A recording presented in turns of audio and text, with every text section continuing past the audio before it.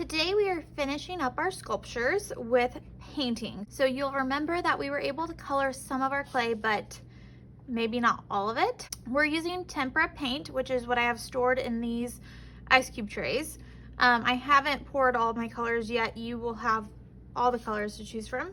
I have two brushes here. I have a small detail brush and a normal brush. So we're going to talk about when you should use which, as well as a mixing palette. You'll remember I added on this color and it wasn't quite the right color. Because it's a big area, I'm using my normal big brush. I'm gonna scoop some of this, scraping it onto my mixing palette.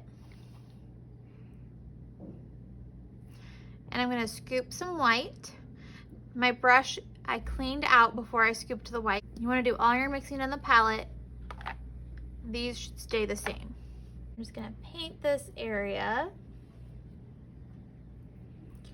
Now, obviously, it's not going to be a perfect match to what I did, so I could paint the entire thing.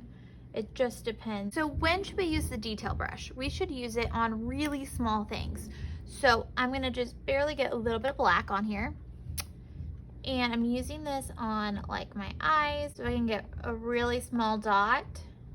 I'm going to use it on the nose here.